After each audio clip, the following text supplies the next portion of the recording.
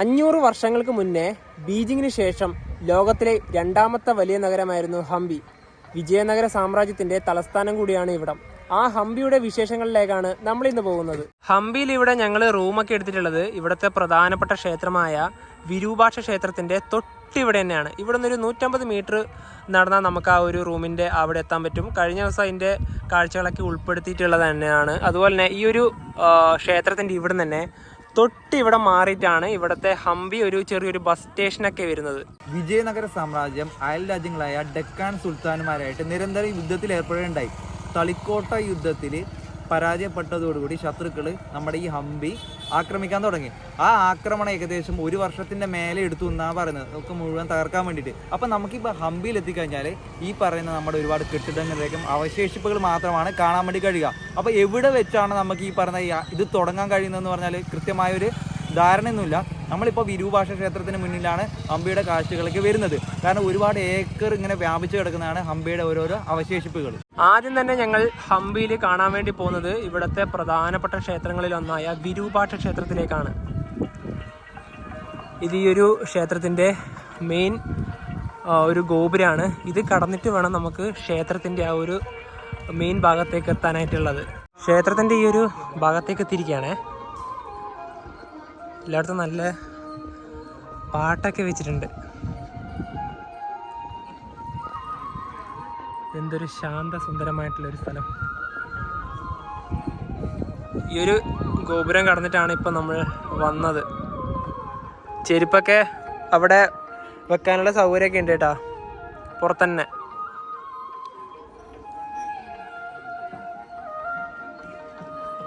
ഇവിടെ തന്നെ നന്ദിൻ്റെ ചെറിയൊരു പ്രതിമയൊക്കെ ഉണ്ട്. ശരിക്കും ഏറ്റവും കൂടുതൽ ആകർഷണമാകുന്നത് ഈ ഒരു തരത്തിലുള്ള നിർമ്മിതിയാണ്.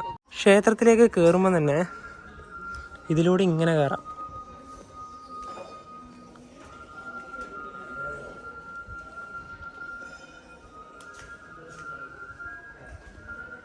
നല്ല തണുപ്പാണ് ഇതുവഴി നടക്കുമ്പോൾ.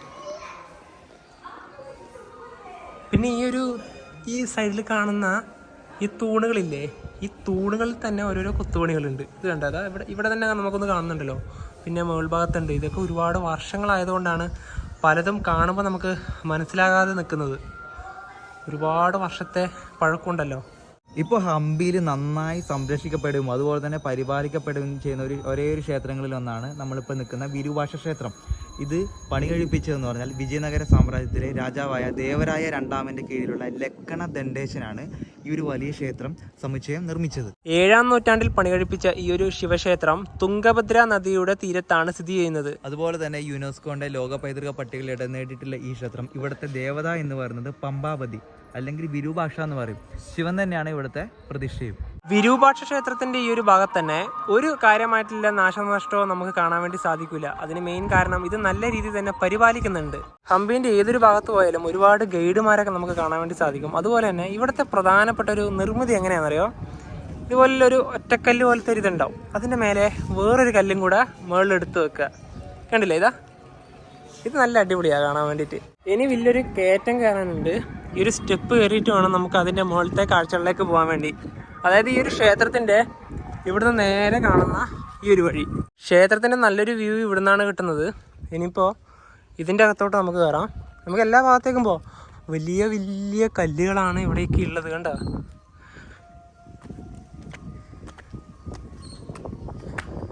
അധികം ആൾക്കാരൊന്നുമില്ല. നല്ല കാറ്റാണ്. ഇവിടെയൊക്കെ വന്നിരിക്കാൻ എന്താ രസം എന്നറിയാം. ടോട്ടലി നല്ലൊരു കാഴ്ചയാണ് ഇവിടുന്ന് കാണുന്നത്. അടിപൊളി. ഈ ഹംപിയിലെത്തുമ്പോൾ നമ്മൾ ആദ്യം തന്നെ ചെയ്യേണ്ടത് നമ്മളൊരു 500 വർഷങ്ങൾക്ക് പുറകിൽ ചിന്തിക്കുക.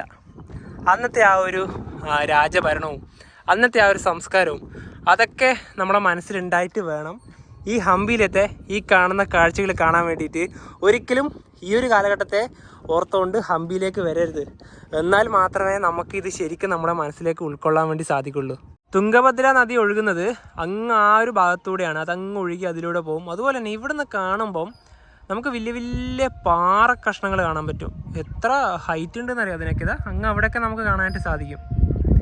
പിന്നെ ഇത് ഇവിടെ ആയാലും നമുക്കിങ്ങനെ ഇരിക്കാൻ വേണ്ടിയിട്ടുള്ളൊരു സംഭവമൊക്കെ ഉണ്ട് കേട്ടോ. നമുക്ക് വേണമെങ്കിൽ ഇവിടെ കയറിയിരിക്കാം. ഇതൊക്കെ ഈ ഒരു വലിയൊരു പാറയില്ലേ, അതുപോലത്തെ വലിയൊരു പാറ, ആ പാറയിൽ നിന്ന് പൊട്ടിച്ചുണ്ടാക്കുന്ന വലിയൊരു സംഭവമാണ്.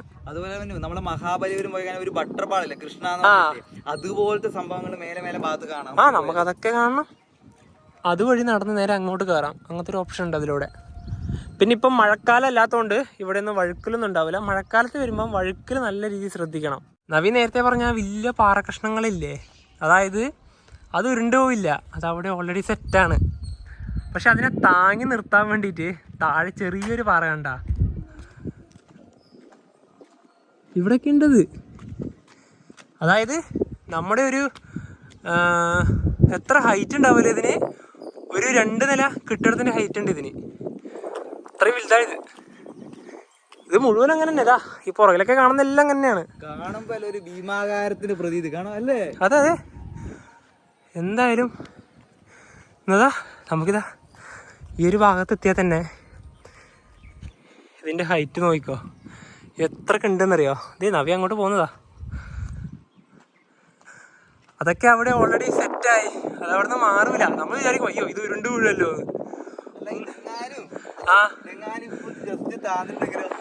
എവിടെ എത്തുമല്ലേ, നേരെ ക്ഷേത്രത്തിന്റെ അവിടെ. അതിലൂടെയാണ് ആരും നദി ഒഴുകുന്നത്.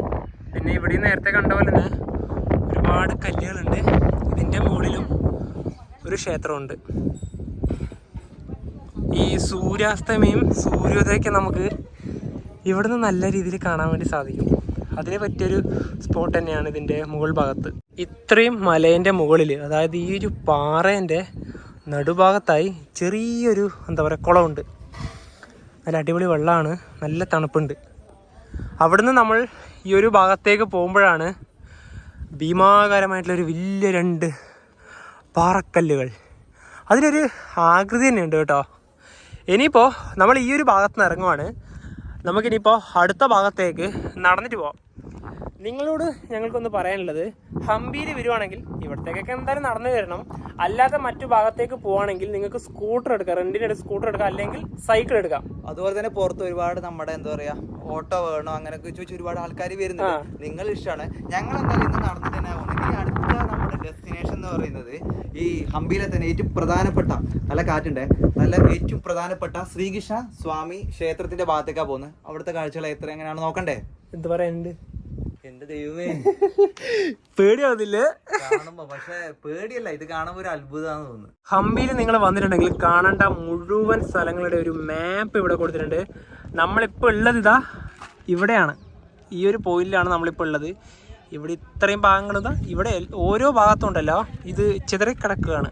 അതുപോലെ തന്നെ ഇതാ മോനുമെന്റ്സ് ഉണ്ട്, ഇവിടെ ലിസ്റ്റ് തന്നെ ഉണ്ട് എവിടേക്കാ പോകേണ്ടത്. 1 മുതൽ ഇവിടം വരെ താഴെ ഇതാ 79, 80, 81, 83 വരെ ഉണ്ട്. ഞാൻ പറയട്ടെ മനു, നമുക്ക് ഈ പറഞ്ഞ 83 സ്ഥലങ്ങളൊന്നും കാണാൻ പറ്റുമെന്ന് എനിക്ക് തോന്നുന്നില്ല. കാരണം പകുതി പോലും നമുക്ക് കാണാൻ പറ്റില്ല എന്നുള്ളതാണ് വാസ്തവം. ശരിക്കും പറഞ്ഞാലുണ്ടല്ലോ ഒരുപാട് ദിവസങ്ങൾ വേണം നമ്മൾക്ക് ഹംപി മുഴുവനായിട്ട് കാണണമെങ്കിൽ. എനിക്ക് തോന്നുന്നൊരു ഒരാഴ്ച എടുക്കും നല്ല രീതിയിൽ ഹംപി മുഴുവനായിട്ട് കാണണമെങ്കിൽ. ശ്രീകൃഷ്ണ സ്വാമി ക്ഷേത്രത്തിന്റെ അടുത്തേക്ക് ഇനിയിപ്പോൾ നടന്നിട്ട് പോവുകയാണ്. ഇനിയിപ്പോൾ ഇവിടെയൊക്കെ നല്ല തിരക്കുണ്ട് ഈ ഒരു ഭാഗത്തെല്ലാം. ഇവിടെയാണ് ബസ്സൊക്കെ വന്ന് നിർത്തുക. ഹൊസപ്പേട്ടിലേക്ക് പോകേണ്ട ബസ്സൊക്കെ ഇവിടെയാണ്. ഓട്ടോ വേണ്ട, ഓട്ടോ വേണ്ട, വേണ്ട വേണ്ട വേണ്ട വേണ്ട വേണ്ട. Hello, thank you. നമുക്ക് നേരെ പോവാ. ഇവിടെ ശരിക്കും പറയാണ്ടല്ലോ നമ്മൾ നടക്കാൻ വിടൂല, എത്ര വന്നറിയാ.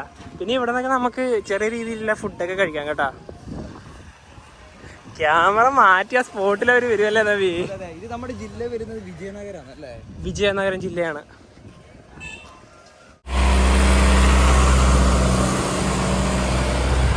ബസ്സൊക്കെ കയറി പോകുന്നുണ്ടല്ലോ. ഈ ഒരു മിനി ബസ്സാണ് എല്ലായിടത്തേക്കും ഉള്ളത്. നമുക്ക് ശരിക്കും പറഞ്ഞാൽ ഇതുവഴിയാണ് നടക്കേണ്ടത് കേട്ടാ. നമ്മൾ ഈ റോഡ് വഴിയാണ് നടക്കുന്നത്. വേണ്ട സൈക്കിൾ വേണ്ട. സൈക്കിൾ ഉണ്ടെങ്കിൽ കയറ്റത്തിൽ കുറച്ച് ബുദ്ധിമുട്ടാണ്, ഇറക്കത്തിൽ നല്ല സുഖമാണ്. ഇത്രയും നമ്മളിപ്പോൾ കയറി. ഹേമകുട ടെമ്പിൾസ് നേരെ കൃഷ്ണ ടെമ്പിളും നേരെ, അതായത് ഈ ഒരു റോഡ് വഴിയാണ് പോകേണ്ടത്. നമ്മൾ നേരത്തെ പോയ ആ ഒരു ഹില്ലില്ലേ, അതുവഴി തന്നെ നമുക്ക് ഇവിടത്തോട്ട് വരാം. ആ ഒരു വഴിയൊക്കെ ഇവിടെ ഉണ്ട്. അപ്പോൾ നേരെ ഇനിയിപ്പോൾ ഇതുവഴി ഇങ്ങനെ പോവാം. ഇവിടെയാണ് ക്ഷേത്രം വരുന്നത്, ശ്രീകൃഷ്ണ ടെമ്പിൾ.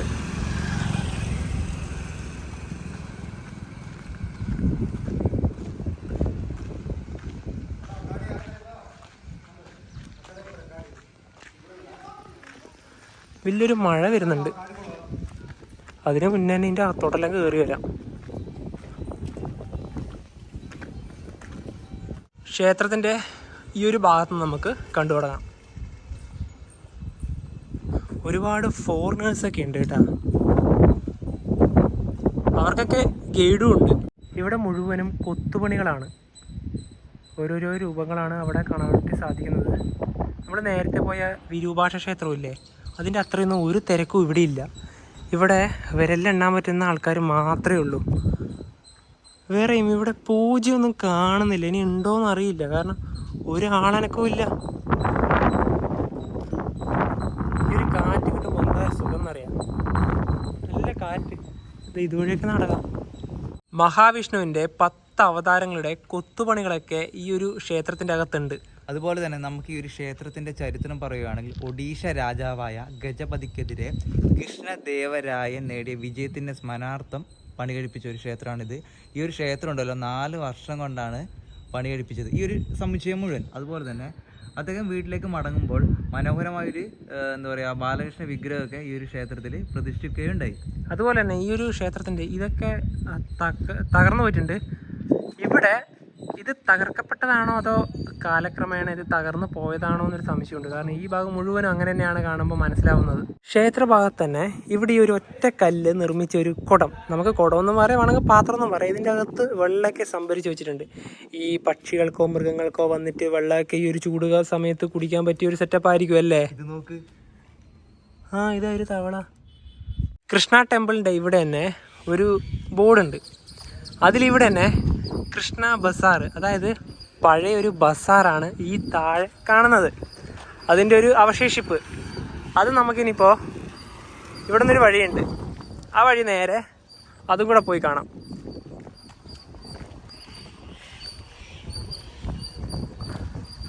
ഇതാ ഇതുവഴി.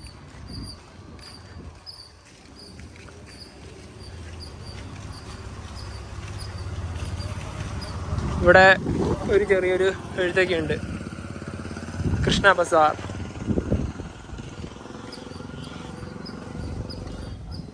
ഇവിടെ ഇങ്ങനത്തെ ഒരു വഴിയാണ് കേട്ടോ, നമ്മൾ നേരത്തെ കണ്ട പോലെ സ്റ്റെപ്പൊന്നുമില്ല. ഇവിടെ മുതൽ ഈ ഒരു ഇതൊക്കെ കാണാം.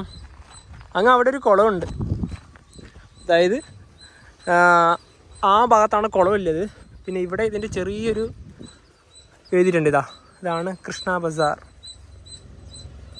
ഇതിൻ്റെ കന്നഡ ഹിന്ദിയും കാണിക്കുന്നില്ല, കാരണം അതെല്ലാവർക്കും മനസ്സിലാവണമെന്നില്ല. ഇംഗ്ലീഷ് ആയിരിക്കുമല്ല കൂടുതൽ ആൾക്കാർക്കും അറിയുന്നത്. ചെറിയൊരു ഡിസ്ക്രിപ്ഷൻ ഇവിടെ കൊടുത്തിട്ടുണ്ട്.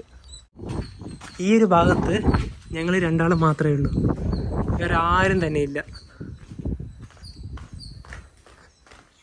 ഇതാണ് ആ ഒരു പുഷ്കർണി. ഞങ്ങളെന്തായാലും അതിലോട്ട് ഇറങ്ങുന്നില്ല, കണ്ടിട്ട് നല്ലൊരു താഴ്ച തോന്നുന്നുണ്ടല്ലേ. അതുപോലെ തന്നെ ആ ഒരു കുളം കാണുമ്പോൾ നല്ലൊരു എന്താ പറയുക വൃത്തിയുണ്ട്.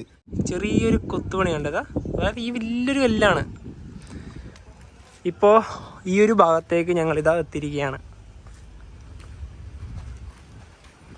നേരത്തെ പറഞ്ഞ പോലെ തന്നെ ഹംപിയിൽ അങ്ങനെ ഇങ്ങനെയൊന്നുമില്ല, എവിടെ വേണമെങ്കിലും എങ്ങനെ വേണമെങ്കിലും നടന്നിട്ട് പോകല്ലേ.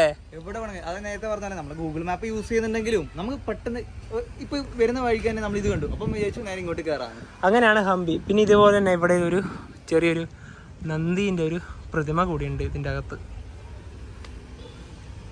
നിങ്ങൾ ഈ 2 കല്ല് ശ്രദ്ധിച്ചോ, ഈ കല്ലിൻ്റെ ഇടയിൽ അതെങ്ങനെ വന്നു പെട്ടത്. അതുപോലെ തന്നെ ഇതാ ഇവിടെ കണ്ടതാ ഈ 2 ചെറുത്, അത് ഇതിനെ താങ്ങി നിർത്തുന്നതാ.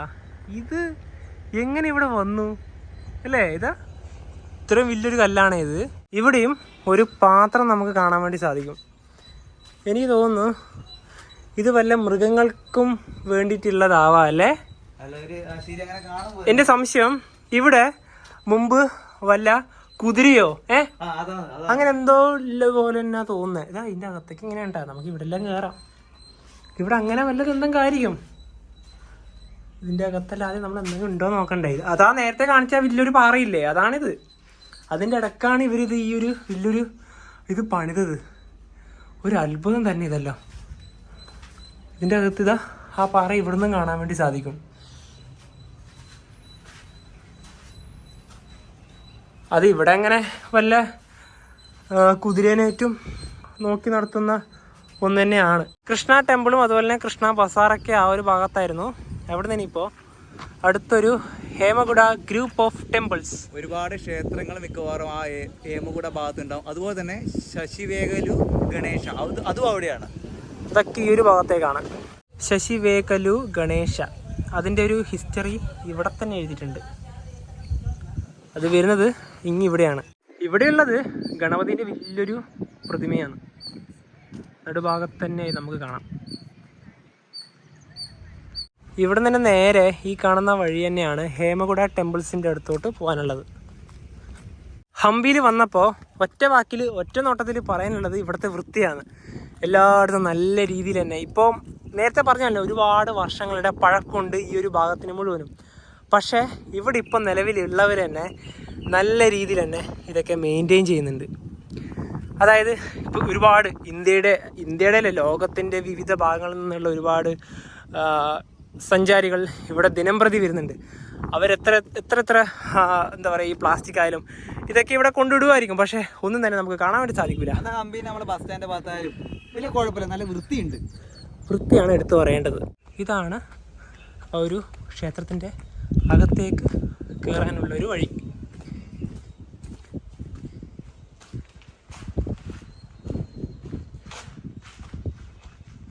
ഇതിൻ്റെ ആ ഒരു ഭാഗത്താണെന്ന് തോന്നുന്നു ആ ഒരുപാട് ക്ഷേത്രങ്ങളുള്ളത്. ഇവിടെ ഈ ഒരു പാറ ഈ ഒരു ഇതിലേക്ക് പതിച്ചിട്ടുണ്ട്. അതിൻ്റെ താഴെ ചെറിയൊരു ഗ്യാപ്പ്. എന്താല്ലേ, നല്ല കാറ്റ്. ഇവിടെയാണ് ആ ഒരു ഗ്രൂപ്പ് ഓഫ് ടെമ്പിൾ ഉള്ളത്. അതായത് ഇതെവിടെയാണെന്നറിയോ, നമ്മൾ നേരത്തെ വന്ന സ്ഥലമില്ലേ, അതന്നെയാണ്. നമ്മൾ നേരത്തെ അവിടുന്ന് ആ ഒരു മല കയറി, ആദ്യത്തെ ക്ഷേത്രത്തിൽ നിന്ന് മല കയറി വന്നിട്ട് ഇത് കാണിച്ചില്ലേ, അവിടെ തന്നെയാണിത്. കാരണം ഇത് വേറെയല്ല. അപ്പോൾ അത് നമുക്ക് തെറ്റിപ്പോയതാണ്. അപ്പോൾ അത് രണ്ടെണ്ണം ഉണ്ടെന്നാണ് ഞങ്ങൾ വിചാരിച്ചത്. കാരണം അവിടെ ഗ്രൂപ്പ് ഓഫ് ടെമ്പിൾ എന്ന് കണ്ടപ്പോൾ രണ്ടുണ്ടെന്ന്, അത് രണ്ടും ഒന്നാണ്. പക്ഷെ ആ ഭാഗത്ത് വെച്ച് നമ്മൾ എന്ത് ചെയ്തു, വീണ്ടും തിരിച്ചിറങ്ങാനുണ്ടത്. പക്ഷെ നമുക്ക് അതുവഴി വളഞ്ഞു വരാം. അതായത് നിങ്ങൾക്ക് ഇവിടെ നോക്കി കഴിഞ്ഞാൽ നമ്മുടെ കൃഷ്ണസ്വാമി ടെമ്പിൾ കാണാൻ വേണ്ടി പറ്റും. അതായത് ഇവിടുന്നാണ് നല്ല വ്യൂ കിട്ടുന്നത്. നമ്മൾ നേരത്തെ പോയി വന്ന് കണ്ട ആ ഒരു കൃഷ്ണ ടെമ്പിളാണ് അവിടെ ഉള്ളത്. നല്ലൊരു വ്യൂ അല്ലേ. അതുപോലെ ആ ഒരു ഗണപതിൻ്റെ അത് അവിടെയാണ്.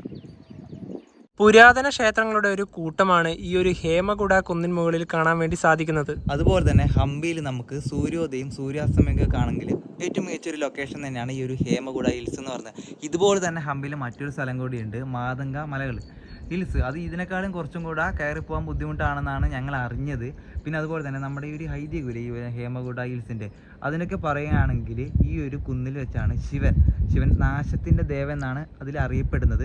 ശിവൻ പമ്പ എന്ന് പറഞ്ഞ ഒരു പ്രാദേശിക പെൺകുട്ടിയെ വിവാഹം കഴിക്കുന്നതിന് മുന്നേ തപസ്സനുഷ്ഠിച്ചത് ഇവിടെ വെച്ചാണെന്ന് പറയുന്നു. ഇനി ഞങ്ങൾ കാണാൻ പോകുന്നത് മോണോലിത്തിക് ബുള്ള്, അവിടത്തേക്കാണ്. ഈ ഒരു വിരൂപാക്ഷ ക്ഷേത്രത്തിൻ്റെ അവിടെ നിന്ന് കറക്റ്റ് 600 മീറ്ററാണ് ഉള്ളത്. ഈ നേരെ കാണുന്ന വഴിയാണ് അവിടേക്കുള്ളത്.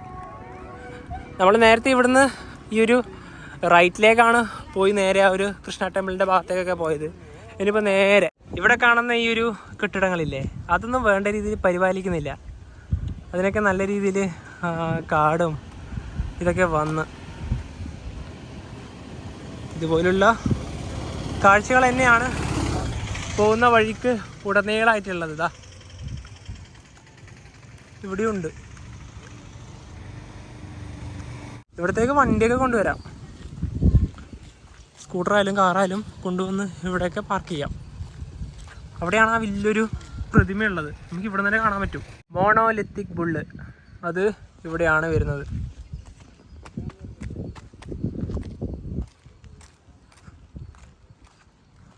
വലിയൊരു പ്രതിമയാണ്. ഇതാണ് അത്. നമുക്കിതിൻ്റെ മുകൾ ഭാഗത്തേക്കെല്ലാം കയറിയിട്ട് വരാനായിട്ട് പറ്റും. എൽ യദുരു ബസവണ്ണ അല്ലെങ്കിൽ നന്ദി എന്നറിയപ്പെടുന്ന ഈ മോണോലിത്തിക് ബുള്ളി ശരിക്കും പറഞ്ഞിട്ടുണ്ടല്ലോ നമ്മുടെ വിരൂപാക്ഷ ക്ഷേത്രത്തിൻ്റെ അഭിമുഖമായിട്ട് തന്നെയാണ് സ്ഥിതി ചെയ്യുന്നത്.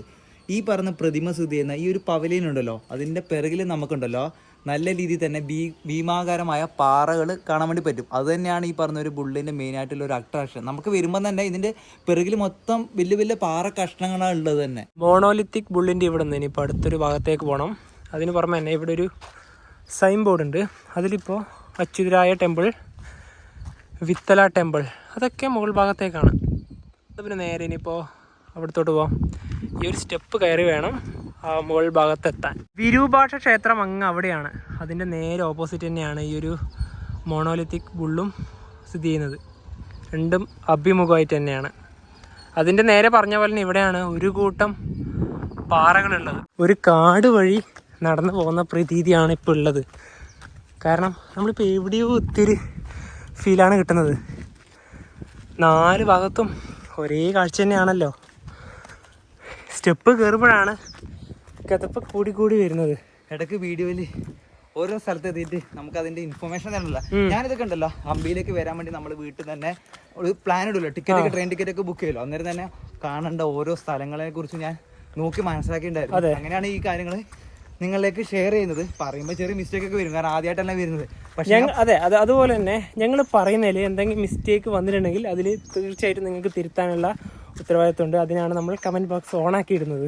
ഇവിടെ ഇത് പൂട്ടിക്കിടക്കാണ്, ഒന്നുമില്ല. ഇവിടെ അങ്ങനെ തന്നെ, വേറെ ഒന്നും തന്നെ ഇല്ല. ഇതിലൂടെ 2 വഴി കാണിക്കുന്നുണ്ട്. 350 മീറ്റർ ഉണ്ട്. ഏത് വഴി പോകണ്ട്? നേരെ ഇതുവഴിയാ? അല്ലല്ല, നേരെ ഇതുവഴിയല്ലേ? ഈ നടന്നു പോകുന്ന വഴിക്കുന്ന് നേരെ മുകളിൽ ഒരിത് കാണുന്നുണ്ട്. അതിൻ്റെ മുകളിൽ ആൾക്കാരൊക്കെ ഉണ്ട്, നല്ല രീതിയിൽ സംസാരിക്കുന്നതൊക്കെ കേൾക്കുന്നുണ്ട്. തൊട്ടടുത്ത് ഏതോ ഒരു ക്ഷേത്രത്തിൻ്റെ മുന്നിൽ നമ്മളിപ്പോൾ എത്തിയിരിക്കുകയാണ്, കാണുന്നുണ്ട്. അവിടെ നടന്നു പോകുമ്പോൾ ഈ ഒരു പാറക്കല്ലിൻ്റെ മുകളിലൂടെ വേണം ചവിട്ടി പോവാൻ. ശ്രീ അച്യുതരായ ടെമ്പിൾ, ഇവിടെയാണ് ക്ഷേത്രം വരുന്നത്.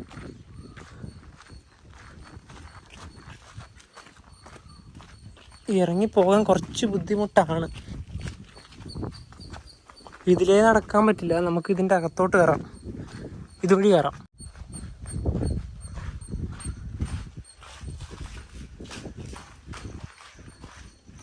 ഇവിടെ കയറുമ്പം തന്നെ നമുക്ക് ഇങ്ങനെയാണ് കാണാനായിട്ട് സാധിക്കുന്നത്.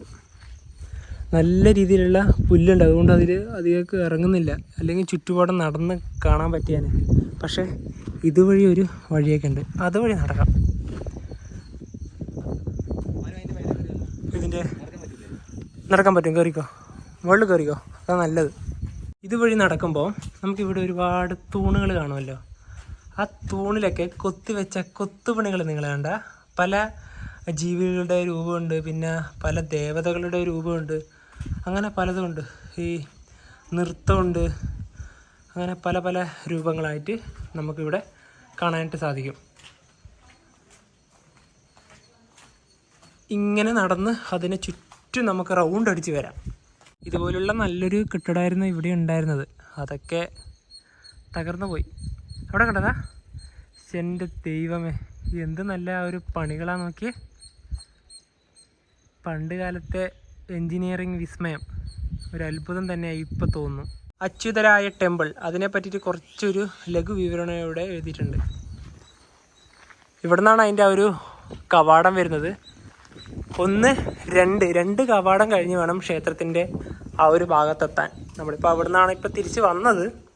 പിന്നെ ഇവിടുന്ന് നമ്മൾ കാണുന്ന ഏറ്റവും വലിയൊരു ഹില്ലാണ് മാതംഗ ഹില്ല്, അതാണ് അങ്ങ് അവിടെ ഉള്ളത്. ഈ പറഞ്ഞ ഹംപിയിലെ തന്നെ ഏറ്റവും പ്രധാനപ്പെട്ട ഒരു മലയാണ് ഈ മാതംഗ. നമുക്ക് എന്താ പറയുക, വൈകുന്നേരങ്ങളിൽ സൂര്യാസ്തമയമൊക്കെ കാണണമെങ്കിൽ പോകാൻ പറ്റിയ ഒരു ഹില്ല് തന്നെയാണ്. പക്ഷെ അവിടെ കയറി പോകാൻ കുറച്ച് എന്താ പറയുക എളുപ്പമല്ല, കാരണം നല്ല ഹൈറ്റ് തന്നെയാണല്ലോ സ്ഥിതി ചെയ്യുന്നത്. ഈ പറഞ്ഞ മാതംഗ കുന്നുകളുടെ ഇടയിലാണ് ഈ പറഞ്ഞ അച്യുതരായ ക്ഷേത്രം സ്ഥിതി ചെയ്യുന്നത്. AD 1534 അച്യുത ദേവരായരാണ് ഈ ഒരു ക്ഷേത്രം പണി കഴിപ്പിച്ചത്. യഥാർത്ഥത്തിലുണ്ടല്ലോ ഇത് തിരുവെങ്ങല നാഥ എന്നായിരുന്നു ഈ ക്ഷേത്രത്തിൻ്റെ പേര് അറിയപ്പെട്ടിരുന്നത്. പക്ഷേ ക്രമേണ അത് ഈ രാജാവിൻ്റെ പേരിൽ തന്നെ പ്രചാരത്തിലായി. ഇതുണ്ടല്ലോ വെങ്കടേശ്വര ഭഗവാനാണ് സമർപ്പിച്ചിരിക്കുന്നത്. ക്ഷേത്രത്തിലേക്കുള്ള പണ്ട് കാലത്തെ ഒരു നടവഴിയായിരിക്കാം ഇത്. അതുപോലെ തന്നെ ഇവിടെ വലിയൊരു കവാടം അങ്ങനെ എന്തെങ്കിലും ഉണ്ടാവാം. അതിൻ്റെയൊക്കെ ചെറിയൊരു ശേഷിപ്പ് മാത്രമാണ് ഇപ്പോൾ നമുക്കിവിടെ കാണാനായിട്ട് സാധിക്കുന്നത്. നമ്മളിനിപ്പോൾ അടുത്തത് പോകുന്നത് ഈ നേരെ കാണുന്ന ഭാഗത്തേക്ക് തന്നെയാണ്. നമ്മൾ അച്യുതരായ ക്ഷേത്രം ഒന്ന് കണ്ടുവല്ലോ. ഇനിയിപ്പോൾ നമ്മൾ പോകുന്ന അടുത്ത സ്ഥലം എന്ന് പറഞ്ഞാൽ കിങ്സ് ബാലൻസ് പറഞ്ഞ സ്ഥലത്തേക്കാണ്. അത് കഴിഞ്ഞിട്ടാണ് നമുക്ക് വിത്തല ക്ഷേത്രം വരുന്നത്. ഈ 2 സ്ഥലമാണ് നമ്മളിപ്പോൾ ഇനി അടുത്ത് കാണാൻ പോകുന്ന സ്ഥലം. ഇവിടുന്ന് അടുത്ത ലൊക്കേഷനായ കിങ്സ് ബാലൻസിലേക്ക് 1 കിലോമീറ്റർ ഉണ്ട് ദൂരം. ഞാൻ നേരത്തെ പറഞ്ഞ പോലെ നിങ്ങളൊരു 500 വർഷം പുറകിലോട്ട് പോയേ, എന്നിട്ട് ഇവിടെ ഈ കാണുന്നതൊക്കെ ഇല്ലേ, ഇതൊക്കെ എന്തായിരിക്കാം?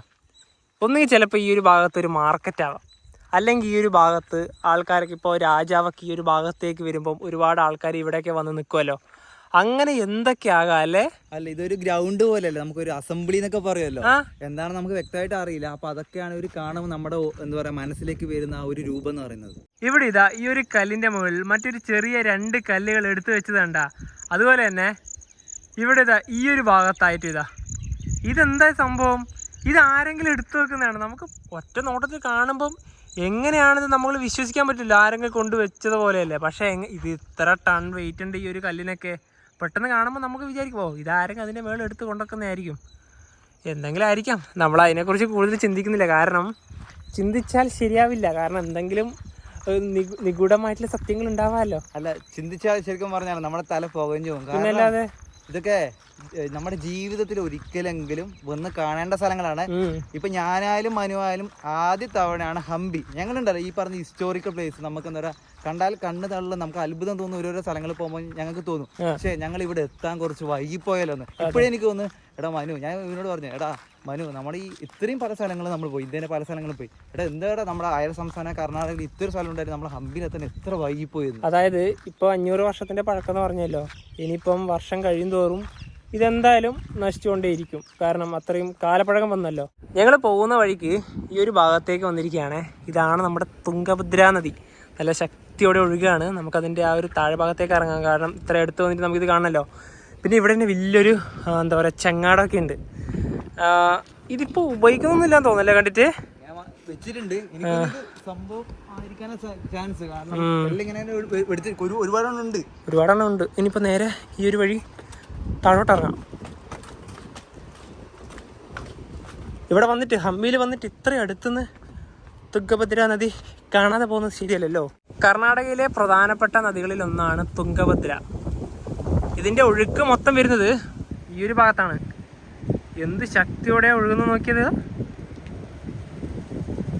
അങ്ങ് ഒഴുകി പോവാണ്. ഇവിടെ ഒന്നും ഇല്ല, ഇതൊന്നുമില്ല കേട്ടോ. അവിടെയാണ് ഒഴുക്ക് മൊത്തം ഉള്ളത്. വിഷ്ണു ടെമ്പിൾ, അവിടെയാണ് നമ്മളിപ്പോൾ എത്തിയിരിക്കുന്നത്. അതിൻ്റെ ചെറിയൊരു ഭാഗം മാത്രമേ ഉള്ളൂ, കാരണം ബാക്കിയൊന്നും തന്നെ ഇവിടെ ഇല്ല. ചെറിയ ഭാഗങ്ങൾ മാത്രം.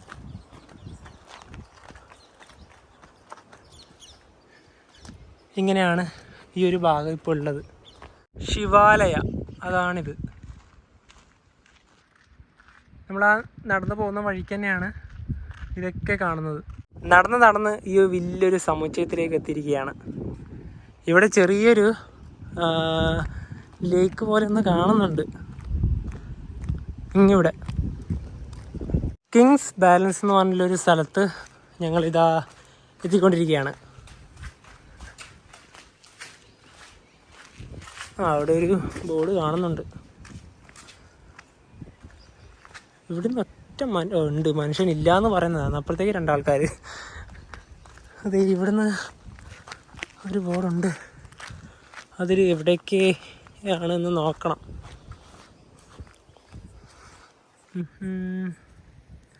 കിങ്സ് ബാലൻസ് അവിടത്തേക്കാണ്. പിന്നെ വിത്തള ടെമ്പിൾ റൈറ്റിലേക്ക്.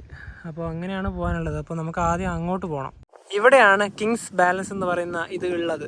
15ാം നൂറ്റാണ്ടിൽ ഒരു പുരാതന തൂക്കമുള്ള ഒരു സ്കെയിലാണ് കേട്ടോ ഈ ഒരു കിങ്സ് ബാലൻസ്, അഥവാ രാജാവിൻ്റെ ബാലൻസ് എന്ന് പറയുന്നത്. ഇതെന്ന് വെച്ചാൽ എല്ലാ വർഷവും ഒരു പ്രത്യേക ഒരു സാഹചര്യം, ഒരു അവസരമൊക്കെ വരുന്ന സമയത്ത് രാജാവിനെ രാജകീയ ആഭരണങ്ങൾ ഉപയോഗിച്ച് തൂക്കാൻ ഉപയോഗിച്ചത് ഇതുവഴിയാണെന്ന് പറയുന്നു. അതായത് നമ്മളിപ്പോൾ എങ്ങനെ ഇപ്പോൾ പറയാന്ന് വെച്ചാൽ നമ്മുടെ ഒരു തുലാഭാരമൊക്കെ നിങ്ങൾ കേട്ടിട്ടുണ്ടാവില്ല നമ്മുടെ നാട്ടിലെ ക്ഷേത്രങ്ങളിലൊക്കെ, അതുമായിട്ട് നമുക്കിതിനൊന്ന് ബന്ധപ്പെടുത്തി പറയാം. കിങ്സ് ബാലൻസിൻ്റെ ചെറിയൊരു ഡിസ്ക്രിപ്ഷൻ ഇവിടെ കൊടുത്തിട്ടുണ്ട്. അത് വേണമെങ്കിൽ നിങ്ങൾക്കൊന്ന് ജസ്റ്റ് ഒന്ന് പോസ് ചെയ്ത് വായിച്ചു നോക്കാം. അത് നേരത്തെ നവീൻ പറഞ്ഞ പോലെ തന്നെ നമുക്ക് ആ തുലാഭാരവുമായി ജസ്റ്റ് ഒരു കമ്പയർ വേണമെങ്കിൽ അങ്ങനെ നടത്താം. പക്ഷേ ആ ഒരു രീതിയിലല്ല. ഇനിയിപ്പം അടുത്തത് ഞങ്ങൾ പോകുന്നു ഇവിടുത്തെ പ്രധാനപ്പെട്ട ക്ഷേത്രങ്ങളിലൊന്നായ വിത്തല ടെമ്പിൾ. ഈ ഭാഗത്ത് മാത്രം ഇതുപോലുള്ള ബാറ്ററി ബഗ്ഗികളൊക്കെ ഉണ്ട്. നടന്നു പോകാൻ ബുദ്ധിമുട്ടുള്ള ഒരുപാട് ആൾക്കാരുണ്ടല്ലോ. കിങ്സ് പാലസിൻ്റെ തൊട്ടടുത്ത് തന്നെയാണ് ഈ ഒരു വിത്തല ടെമ്പിളും സ്ഥിതി ചെയ്യുന്നത്. നമുക്ക് ഇതുവഴിയാണ് ഇനിയിപ്പോൾ ക്ഷേത്രത്തിൻ്റെ ആ ഒരു ഭാഗത്തേക്ക് കടന്നു പോകാനായിട്ടുള്ളത്. ഇവിടെ വന്നാൽ മെയിനായിട്ട് കാണേണ്ട ഒരു ക്ഷേത്രങ്ങളിലൊന്നാണ് ഇത്.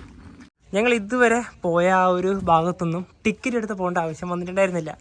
പക്ഷേ വിത്തല ടെമ്പിളിൻ്റെ അകത്തോട്ട് കയറുമ്പോൾ നമുക്ക് ടിക്കറ്റ് ആവശ്യമുണ്ട്. ടിക്കറ്റ് കൗണ്ടറിലേക്ക് നവി പോയിട്ടുണ്ട്. ഇവിടെ നമുക്കിതാ ഇത് ഒരു ദിവസത്തേക്ക് മാത്രമില്ല ടിക്കറ്റാണ്, 2 ആൾക്കാരുടെ ടിക്കറ്റാണ്. ടിക്കറ്റ് ചാർജ് എത്രയാണെന്നൊക്കെ നവി വന്നതിന് ശേഷം പറയാം. അതുപോലെ ഈ കാണുന്നത് വിത്തല ബസാർ, അതാണിത് വിത്തല ബസാർ. വിത്തല ടെമ്പിളിൻ്റെ ടിക്കറ്റ് എടുത്തു കേട്ടോ. ഒരാൾക്ക് 35 രൂപയാണ് വന്നത്. നമുക്ക് സ്കാൻ ചെയ്തൊക്കെ ടിക്കറ്റ് എടുക്കാൻ വേണ്ടിയുള്ള സൗകര്യമൊക്കെ ഇവിടെ ഉണ്ട്. അതുപോലെ തന്നെ ഇവിടുത്തെ ടിക്കറ്റ് മാത്രമേ, നമുക്ക് വേറെ ഒരുപാട് മോണുമെന്റ്സ് കാണാൻ വേണ്ടിയിട്ട് ഇനിയുണ്ട്. അത് മിക്കവാറും നിങ്ങൾ അടുത്ത വീഡിയോയിലായിരിക്കും കാണുന്നത്. അവിടെ നമുക്ക് ഈ ഒരു ടിക്കറ്റ് ഇൻക്ലൂഡ് ആണ്. അതായത് ഒരു ദിവസം ഈ ഒരു ടിക്കറ്റ് മാത്രം മതി. വിത്തല ടെമ്പിളിൻ്റെ അകത്തേക്ക് കയറിയിരിക്കുകയാണ്. ഇവിടെ പ്രധാനമായിട്ട് കാണേണ്ടത് ഈ നടുഭാഗത്തുള്ളത് തന്നെയാണ്. അതിലോട്ട് നമുക്ക് വരുന്നതിന് മുന്നേ ഈ ക്ഷേത്രത്തിൻ്റെ ബാക്കി കാഴ്ചകളിലോട്ട് നമുക്ക് വരാം. അതുവഴിയൊക്കെ നമുക്ക് നടന്നിട്ട് പോകാം. ക്ഷേത്രത്തിൻ്റെ മെയിൻ ഭാഗം വരുന്നത് ഈ ഒരു ഭാഗത്താണ്.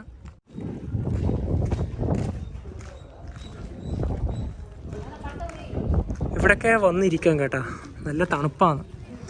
ഈ കൊടും ചൂടത്ത് ഇവിടെയൊക്കെ വന്നിരിക്കുമ്പം നല്ല സുഖമാണ്. അതുപോലെ തന്നെ ഈ ഒരു ടെമ്പിളിൻ്റെ ഇവിടെയൊക്കെ കൊത്തുപണികളുണ്ട്. എന്തായാലും ഇതാ ഒരുപാട് രൂപങ്ങളുണ്ട്. ഇതിൻ്റെ അകത്തോട്ട് കയറാൻ പറ്റില്ല, നമുക്ക് പുറത്തുനിന്ന് ഈ ഒരു കാഴ്ചകളൊക്കെ കാണാം. ഇവിടെ തൂണുള്ളത് ഓരോ ആകൃതിയിലാണ്. ഇത് കണ്ടോ, അതാ ഓരോ വ്യത്യസ്തമായിട്ടുള്ള രൂപത്തിലാണ്.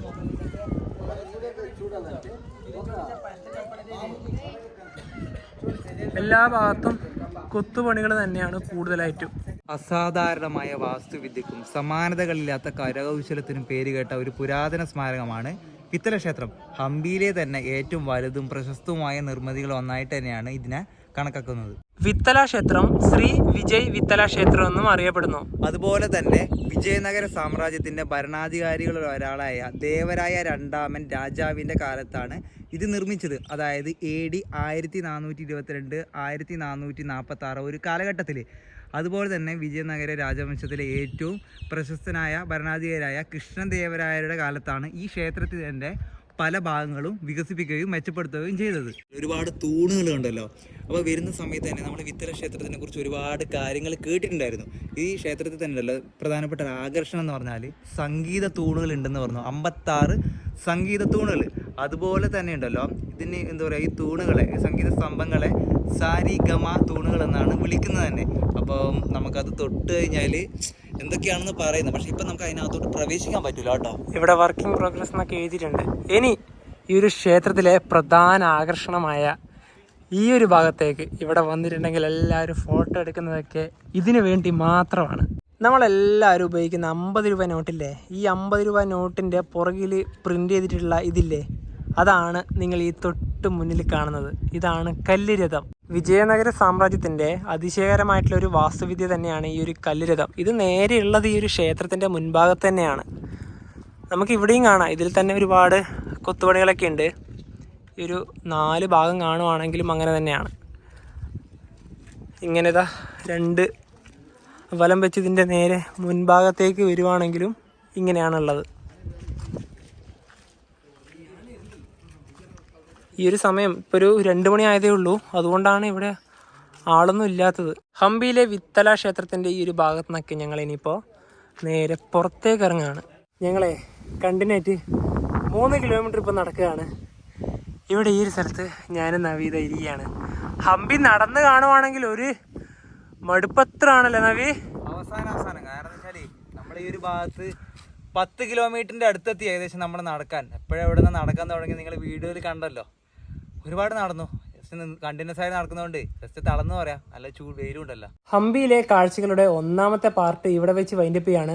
ഇനിയിപ്പോൾ ഞങ്ങൾ നേരെ ഞങ്ങൾ എടുത്തിട്ടുള്ള റൂമിലേക്ക് പോകും. ചാർജ് ചെയ്യും, കാരണം 25% ഫോണിന് ചാർജ് ഉള്ളൂ. അതുപോലെ തന്നെ വെള്ളമൊക്കെ കുടിക്കണം.